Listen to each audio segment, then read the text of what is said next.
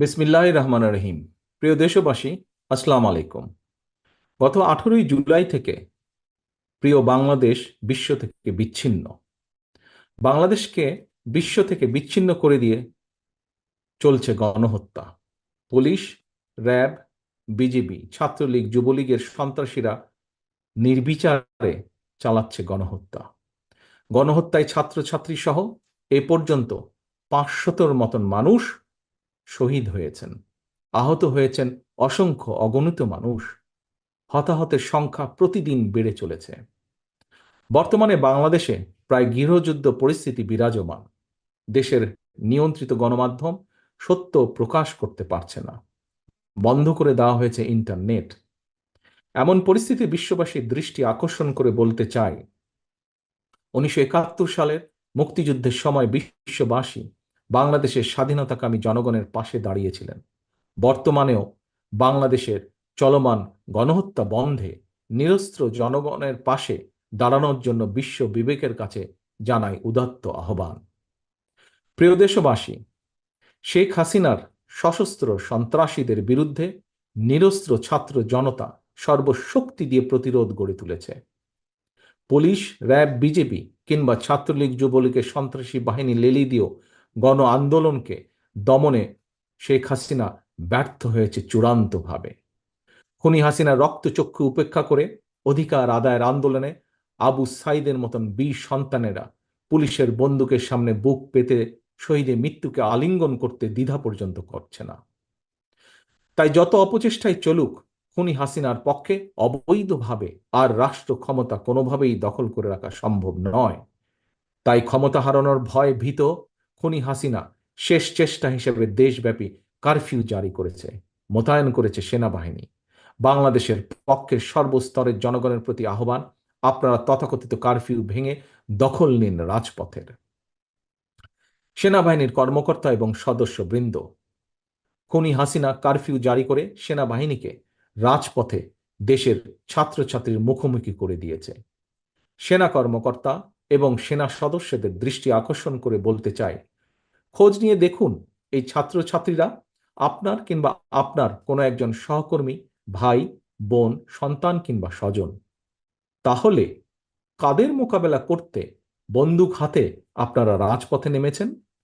মনে রাখবেন, দেশের সার্বভৌমত্ব হুমকির মুখে পড়লে আজকের এই ছাত্রছাত্রীরাই আপনাদের সহায়তায় জীবন বাজি রাখবে।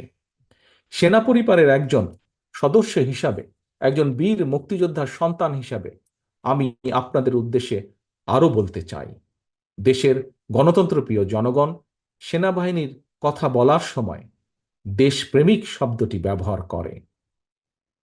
সেনাবাহিনী যদি দেশপ্রেমিক হয়, তাহলে কি নিজের দেশের জনগণের বুকে কি গুলি চালাতে পারে? তাই সময় এসেছে আপনাদের সিদ্ধান্ত নেবার, সেনাবাহিনী কি দেশ এবং জনগণের পক্ষে থাকবেন, নাকি তাবেদারি শাসনের অধীনে নিজেদের মর্যাদাকে ভুলুণ্ঠিত করবেন? আমি আপনাদেরকে আরো একটি বিষয় স্মরণ করিয়ে দিতে চাই, সেনাবাহিনীর প্রিয় সদস্যবৃন্দ। 2009 সালে বিডিআর পিলখানায় আপনাদের সাহসী সহকর্মী সেনা কর্মকর্তাদের যখন নির্মম নিষ্ঠুরভাবে হত্যা করা হচ্ছিল, আপনাদের সহকর্মীদের পরিবারের সদস্যদেরকে যখন অপমান অপদস্থিত করা হচ্ছিল, সেই সময় সহকর্মীদের রক্ষায় আপনারা কি কোনো ভূমিকা রাখতে পেরেছিলেন? প্রশ্ন করুন নিজেকে, কেন সেদিন পারেননি? কখনো কি নিজের বিবেককে জিজ্ঞেস করেছেন আপনাদেরকে কেন সেই সময় ব্যারাক থেকে বেরিয়ে আসার অনুমতি পর্যন্ত দেওয়া হয়নি?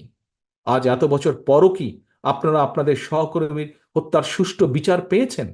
হত্যার বিচার না হয় দূরেই থাক, তাবেদার স্বৈরাচারের কাছে সহকর্মী হত্যার বিচার সাহস কি আপনাদের আছে? সেনাবাহিনীর সদস্যবৃন্দ, নিজের বিবেককে জিজ্ঞাসা করুন, কেন আপনারা সেই সাহস আজ হারিয়ে ফেলেছেন? আপনাদের প্রতি আহ্বান, জনগণের বুকে বন্দুক তাক করবেন না, দেশের জনগণের বিরুদ্ধে দাঁড়াবেন না, ছাত্রছাত্রীদেরকে ভয় দেখাবেন না। আজকের এই গণশত্রু হাসিনা, খুনি হাসিনা অবৈধ ক্ষমতার লিপ্সা মেটাতে এই ইউনিফর্মের অমর্যাদা করবেন না। ব্যারাকে ফিরে যান, অরক্ষিত সীমান্তে সতর্ক নজর রাখুন। প্রিয় দেশবাসী, চাকরিতে কোটা সংস্কারের দাবিতে ছাত্রছাত্রীরা আন্দোলন শুরু করেছিল। ছাত্রছাত্রীদের আন্দোলন নিয়ে খুনি হাসিনা এবং সাবেক ছাত্রলীগ নেতা প্রধান বিচারপতিও উস্কানিমূলক বক্তব্য প্রদান করেছিল। আন্দোলনকারী ছাত্র জনতা তাই খুনি হাসিনা কিংবা এই প্রধান বিচারপতির আদালতকে বিশ্বাসই করে না। সুতরাং খুনি হাসিনাকে রক্ষার জন্য আদালত কি রায়, এই নিয়ে জনগণের মোটেও মাথা ব্যথা নেই। মৃত্যু ভয় উপেক্ষা করেও রাজপথের মরণপণ আন্দোলন প্রমাণ করে দিয়েছে ছাত্র ছাত্রীদের চলমান এই আন্দোলন এখন আর স্রেফ কোটা সংস্কারের দাবির মধ্যেই সীমাবদ্ধ নেই। ছাত্রছাত্রী, অভিভাবক এবং দেশের আপামর জনগণ কোটা সংস্কারের পাশাপাশি চায় রাষ্ট্র সংস্কারও। প্রতিটি হত্যার চায় বিচার। শেখ হাসিনা নিজেই খুনি, খুনির কাছে কিভাবে খুনের বিচার চাওয়া সম্ভব? দেশের শীর্ষ দুর্নীতিবাজ হাসিনাকে রাষ্ট্র ক্ষমতায় রেখে রাষ্ট্র সংস্কারও করা সম্ভব নয়। আন্দোলনকারীদের তাই এখন একটাই দাবি, বাংলাদেশের জনগণের তাই এখন একটাই দাবি, খুনি হাসিনার পদত্যাগ। সেজন্যই দফা এক, দাবি এক, শেখ হাসিনার পদত্যাগ। প্রিয় দেশবাসী, একজন রাজনীতিক হিসেবে আমি আমার দলের নেতা কর্মী সমর্থকদের প্রতি এবং সন্তানের একজন পিতা এবং একজন অভিভাবক হিসাবে দেশের সকল সম্মানিত অভিভাবকদের প্রতি আমার বিনীত আহ্বান, খুনি হাসিনার খুনি বাহিনী আমাদের সন্তানদেরকে রাজপথে হত্যা করছে। খুনি হাসিনার বন্দুকের নল থেকে আমাদের সন্তানদেরকে যদি রক্ষা করতে হয়, তাদের নিরাপদ ভবিষ্যৎ যদি নিশ্চিত করতে হয়, তাহলে সকল শ্রেণী পেশার মানুষ তথা আপামর জনগণের জন্য একটি নিরাপদ বাংলাদেশ গড়ে তুলতে হয়। খুনি হাসিনার পতনের আন্দোলনের সর্বশক্তি দিয়ে তাহলে চূড়ান্তভাবে মাঠে নামুন।